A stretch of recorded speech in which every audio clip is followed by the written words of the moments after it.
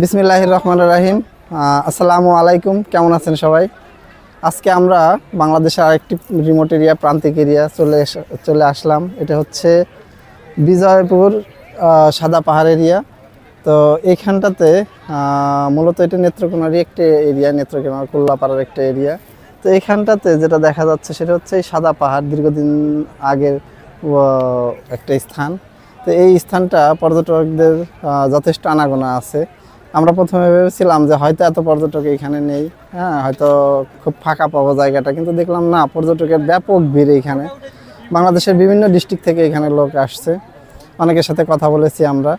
তো এবার আমি ঢাকা থেকে এসেছি এবং ঢাকার আমি আরেক ভাই আমাদের সাইফুজ্জামান ভাই, ওনার সাথে একটু কথা বলবো। তো পরিচয় করিয়ে দিচ্ছি আমাদের ভাই আপনার পরিচয়টা যদি একটু বলেন। আসসালামু আলাইকুম, আমি সাইফুজ্জামান শান্টু, ঢাকা থেকে এসেছি। ফরিদ আমার বন্ধু, ছোটোবেলার বন্ধু। তো যাই হোক, আমরা এখানে এসেছি আজকে সাদা মাটির পাহাড়। এত সুন্দর, এত মনোরম একটা পরিবেশ, আপনি চিন্তাই করতে পারবেন না। এই পাশে ধান ক্ষেত, এই পাশে মানুষের বাড়িঘর, এই পাশে ছোট পাহাড়, তার মাঝে ছোট্ট একটু জায়গায় একটা পাহাড় দেখা যাচ্ছে, চীনামাটির পাহাড়। এখানে একটু পানিতে দেখা যাচ্ছে একটু নীলাভ টাইপের, নীল টাইপের, একটু আনকমন টাইপের পানি, এবং কি এই প্রকৃতি এবং কি এই চীনামাটির পাহাড়টাও আরও এত মনোমুগ্ধকর।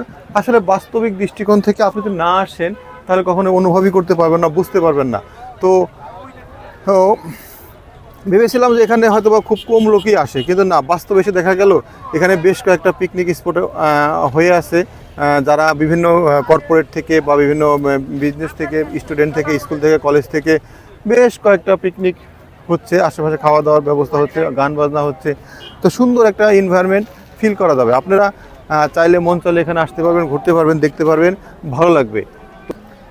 সত্য কথা বলতে কি যে স্রষ্টার সৃষ্টি যে এত মনোরম হতে পারে, এত সুন্দর হতে পারে, স্রষ্টার সৃষ্টির বিভিন্ন জায়গা যদি আপনি বিচরণ না করেন বুঝতে পারবেন না যে আল্লাহ কি সৃষ্টি করে রেখেছেন। পৃথিবীর বিভিন্ন অঞ্চল, এক একটা অঞ্চল এক একভাবে সুন্দর করে রেখেছেন, এক এক ঋতুতে এক একভাবে সজ্জিত হয়ে থাকে। তো সুন্দর একটা পরিবেশ এখানে সবচেয়ে বিচিত্রতা হচ্ছে, আমি বিভিন্ন দেশে বিভিন্ন পাহাড় দেখেছি, কিন্তু পাহাড়টা যে এরকম পিঙ্ক কালারের পাহাড় হইতে পারে এবং পানি যে এতটা সবুজ হইতে পারে, এটা আসলে এর আগে কখনোই দেখিনি।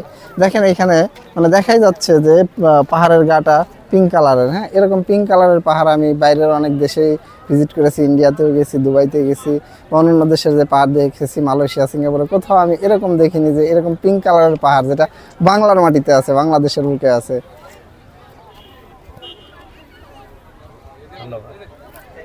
পাথরের রাজ্যে এসে আপনি দেখতে পারবেন ছোট ছোট পাহাড়, পাহাড়ের মতন দেখা যাচ্ছে, টিলার মতন দেখা যাচ্ছে, তিব্বতের পাহাড়ের মতন দেখা যাচ্ছে, সুন্দর সুন্দর। এগুলো কিন্তু অনেক শক্ত, হার্ডি। আমি প্রথমে ভেবেছিলাম যে এটা মানে বালুর মতন, যেরকম মাটি যেরকম রেখে দেয় সেরকমই নরম, বা ধাক্কা দিলে পড়ে যাবে, কিন্তু আসলে না, বাস্তবে অনেক শক্ত পাথর। মানে ভাবতেই পারবেন না, আপনি কল্পনাই করতে পারবেন না যে এত সুন্দর আল্লাহর নিয়ামত, আল্লাহর সৃষ্টি। আপনি আসেন, ঘুরতে আসেন, ঘোরেন, দেশকে জানুন, নিজেকে জানুন, সবাইকে বোঝার তৌফিক দান করুক আল্লাহ। এমন পানি এর আগে হয়তো দেখা হয়নি কোথাও, বাংলাদেশের অন্য কোথাও দেখা হয়নি। সিলেটের বিভিন্ন জায়গায় দেখেছি, কিন্তু তার থেকে এটা একটু ডিফারেন্ট আর কি। পানিটা স্বচ্ছ, তবে হয়তো বা এই চুনা পাথরের কারণে পানির রঙটা এরকম ধারণ করেছে, কিন্তু এটার মানে কালারটা অনেক ডিফারেন্ট, ইউনিক একটা কালার, যেটা দেখতে আসলেই অনেক সুন্দর লাগছে।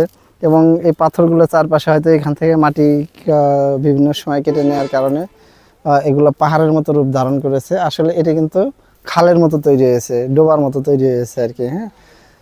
তো যাই হোক, মানে এটা মানে সৌন্দর্যটা ব্যাপকভাবে তৈরি করছে, যার কারণে এটা আসলেই মানে দৃষ্টিনন্দন একটা ব্যাপার। এমনভাবে কাটা হয়েছে যে, এবং কালারগুলো এমনভাবে ফুটে উঠেছে, দেখে আসলেই খুব ভালো লাগছে। তো আপনারা আসবেন এখানে ঘুরতে, স্রষ্টার অপার সৌন্দর্য দেখার উদ্দেশ্যে। এটাই থাকলো আজকের মতো। ভালো থাকবেন সবাই, সুস্থ থাকবেন, আল্লাহ হাফেজ। তো সবার জন্য শুভকামনা রইল, আল্লাহ হাফেজ, ভালো থাকবেন। বন্ধুরা, এ পর্যায়ে আমরা এবার শেয়ার করব আমাদের সারা দিনের বিভিন্ন দর্শনীয় স্থান ঘোরাঘুরি এবং বিভিন্ন মজার অভিজ্ঞতা। এটা কত করে, মোটা কত করে এটা? হ্যাঁ, বিক্রি করবো এটা। এটা 20 টাকা দিয়ে, 20 টাকা দিয়ে বোতল আছে। 20 টাকা দিয়ে, ওই নাও 20 টাকা। 20 টাকা দিবা? দাও, নগদ টাকা দেই, 20 টাকা।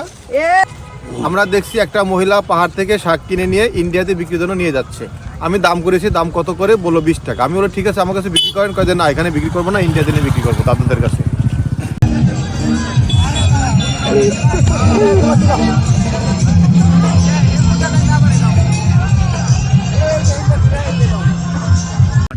রাখা আছে যার রং সম্পূর্ণ সাদা। আমরা দেখতে পাচ্ছি এই পাশে আসলে মাটিগুলো উত্তোলন করে রাখা হয়েছে, কিছু যে মাটি সাদা মাটি, রাখা হয়েছে তো যেটা সম্পূর্ণই সাদা। সেগুলো সম্পূর্ণই সাদা আর কি।